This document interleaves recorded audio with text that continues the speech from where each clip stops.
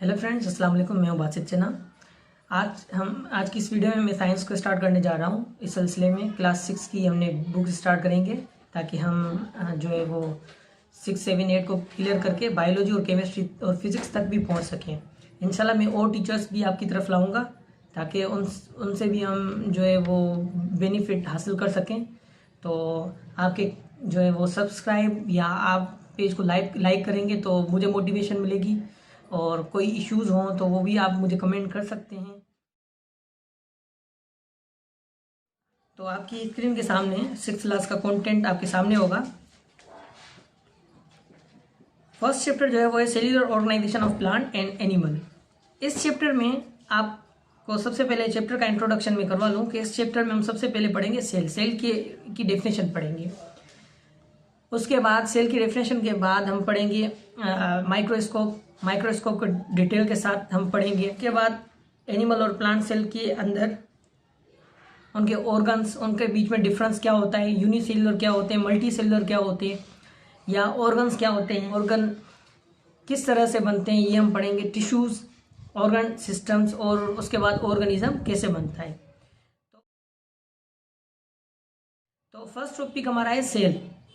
Cell 1665 में Robert Hooke नामी एक साइंटिस्ट था, उसने सबसे पहले डिस्कवर किया था।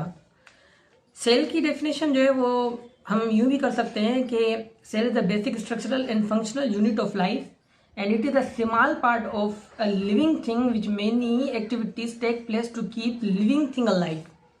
मतलब कि सेल जो है वो बेसिक स्ट्रक्चरल और फंक्शनल यूनिट ऑफ लाइफ है। आप एक चीज़ ध्यान में रखना कि हम क्लास 6 के हवाले से स्टडी कर रहे हैं, तो मैं किताब की थ्रू ही जाऊंगा, ना मैं कहीं डीप में जाऊंगा, ना ही मैं चीज़ों को स्किप करूंगा। जितना बुक में है मैं सिर्फ उस चीज़ को टारगेट करूंगा ताकि आपकी टेस्ट की प्रिपरेशन सही तरह से हो सके।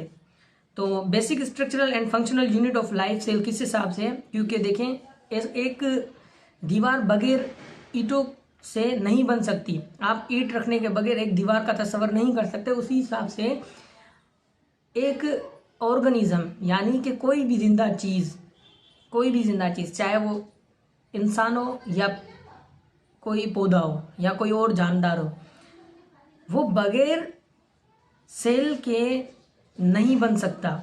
उसका स्ट्रक्चर उन सेल की वजह से ही है। उसके अलावा उनके जो फंक्शंस हैं, जो भी आप जितने काम करते हो, दरअसल वो आपके सेल्स के काम होते हैं। इसी हिसाब से कोई भी जानदार कोई भी काम करता है वो उसके सेल के होते हैं, उसके सेल का काम होता है। अब सेल के अंदर जाने से पहले हम माइक्रोस्कोप का इंट्रोडक्शन करेंगे। आपको यहाँ पर किताब में एक इंटरेस्टिंग स्टोरी भी नज़र आ रही होगी। किसी बच्चे के हवाले से वो कुछ ऑब्जर्व करता है और वो आकर अपने टीचर से पूछता है। मैं ये स्टोरी आपको बताना चाहता, पर इतना आपके पास टाइम नहीं है, तो हम डायरेक्ट आएंगे। Microscope, it is a gadget that use to observe simultaneous objects which are invisible to see naked eyes. Microscope एक ऐसा गैजेट है जो ऐसे जानदार देखने में आपको मदद करता है जो आप अपनी आम आँख से नहीं देख सकते। क्यों? क्योंकि वो जानदार बहुत छोटे होते हैं, इतने छोटे होते हैं कि हम अपनी आम आँख से नहीं देख सकते। तो उन जानदारों को देखने के लिए हम माइक्रोस्कोप का यूज़ करते हैं। इवन सेल को भी हम माइक्रोस्कोप के जरिए ही देखते हैं, और सेल के अंदर उसकी बनावट जो है वो भी हमने डिस्कवर की है माइक्रोस्कोप की मदद से। अब माइक्रोस्कोप की आपको तस्वीर नज़र आ रही होगी। सबसे पहला जो इसका माइक्रोस्कोप का पार्ट है वो है आई पीस। आई पीस के अंदर लेंस लगा होता है। उस लेंस की मदद से आप अपनी आँख के जरिए जो आपने जानदार आप ऑब्जर्व कर रहे हैं माइक्रोस्कोप पर, वो आप ऑब्जर्व कर सकते हो। तो इसीलिए इसका नाम भी आई पीस है, क्योंकि हम अपनी आँख को यहाँ पर रखते हैं। फिर है बॉडी ट्यूब। बॉडी ट्यूब जो है वो आई पीस से लेकर ऑब्जेक्टिव लेंस तक जो फासला होता है, उस फासले पर जो ट्यूब लगा होता है उसको बॉडी ट्यूब कहा जाता है। फिर नोज पीस है। नोज पीस जो है वो ऑब्जेक्टिव लेंस में लगे होते हैं, और ये क्या करता है, नोज पीस वो ऑब्जेक्टिव लेंस जो होते हैं उनको चेंज करने में मदद करता है। ये पूरा घूमता है। ऑब्जेक्टिव लेंस जो हैं वो खुद जो है वो 3 किस्म के मुख्तलिफ मैग्नीफाइड लेंस होते हैं। वो क्या करते हैं, लाइट को ऑब्जेक्ट से कलेक्ट करके आईपीस की तरफ फेंकते हैं और फिर आपको उस जानदार का रिफ्लेक्ट नजर आता है। उसके बाद स्टेज क्लिप्स होती हैं, वो क्या करती हैं, वो स्लाइड को होल्ड करने में मदद करती हैं। फिर आपको आर्म भी नज़र आ रहा होगा, ये माइक्रोस्कोप को उठाने में मदद करता है और उसके अलावा ये ऊपर वाले हिस्से और नीचे वाले हिस्से को कनेक्ट भी कर रहा है। फिर स्टेज जो है वो सपोर्ट करती है स्लाइड को, स्लाइड रखने के लिए ये स्टेज काम आती है। फिर है डायाफ्राम, ये लाइट की जो अमाउंट होती है उसको कंट्रोल करता है। पिछले टाइम में पहले जो माइक्रोस्कोप आती थी उसमें डायाफ्राम की जगह मिरर लगा होता था, वो लाइट को रिफ्लेक्ट करता था। लेकिन अब डायाफ्राम होता है माइक्रोस्कोप में जो खुद क्या करता है, लाइट को प्रोड्यूस करके स्टेज की तरफ भेजता है, फिर वो ऑब्जेक्ट को लगती है, ऑब्जेक्ट रिफ्लेक्ट करता है उस लाइट को, फिर वो ऑब्जेक्टिव लेंस तक जाती है, ऑब्जेक्टिव लेंस से वो बॉडी ट्यूब से लाइट गुजरते हुए आईपीस तक पहुंचती है और फिर आपकी आंख में वो उस जानदार का अक्स बनाती है। उसके बाद है बेस ये सपोर्ट करता है पूरी की पूरी माइक्रोस्कोप को। इस बेस पर ही रखा जाता है, जैसे आपके पाँव आपको उठाए हुए हैं, ऐसे ही बेस जो है वो पूरी की पूरी माइक्रोस्कोप को उठाता है। अब inside of typical animal cell के अंदर हम जाएंगे, ये हमारा टॉपिक भी है, आपको नजर आ रहा होगा। सबसे पहले सेल मेम्ब्रेन जिस तरह से आपको अल्लाह ताला ने आपके बॉडी ऑर्गन्स को काबू करने के लिए और आपको एक प्रॉपर शेप देने के लिए आपको खाल दी है, स्किन दी है, ताकि आपका ब्लड जो है वो बह ना जाए, आपकी इंटरनल जो मटीरियल्स हैं वो आपसे अलग ना हो जाएं और आप एक लिविंग बीइंग प्रॉपर बन सकें। इसी तरह से सेल के अंदर सेल मेम्ब्रेन होती है जो उसको प्रॉपर शेप देती है और उसके जो अंदर कुछ चीज़ें होती हैं उनको गुजारने में मदद करती है और कुछ को अंदर दाखिल होने में मदद देती है, जैसे गैस हो गई, हवा हो गई, पानी हो गया, लेकिन बाकी चीज़ों को वो बाहर जाने नहीं देती और अंदर आने भी नहीं देती।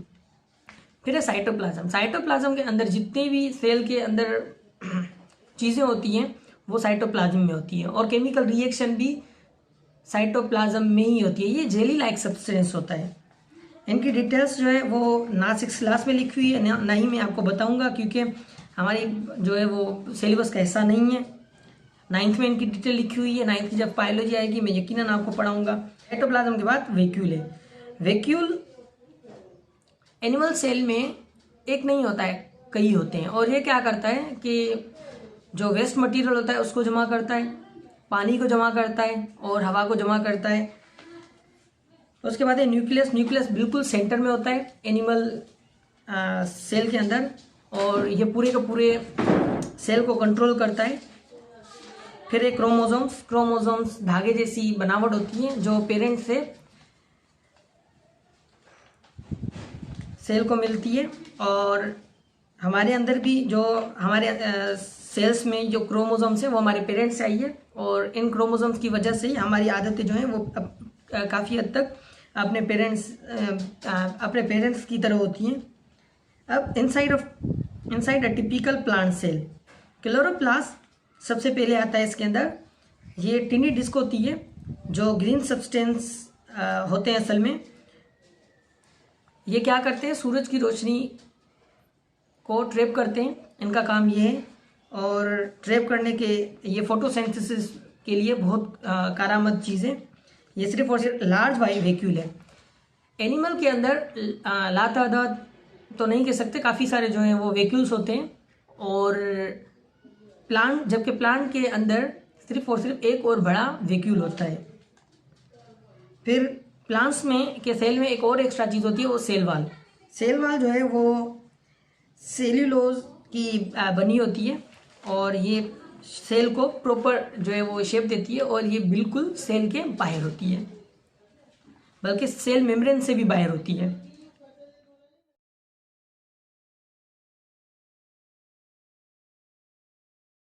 उसके बाद है यूनिसेलुलर एंड मल्टी सेलुलर। जो भी जानदार एक सेल के बने हैं वो है यूनिसेलर, जैसे बैक्टीरिया, फंजाई, अल्जी, जितने भी जानदार एक सेल के बने हुए वो यूनिसेलर हैं। ये इसकी डेफिनेशन है, those animals which are made up of one cell.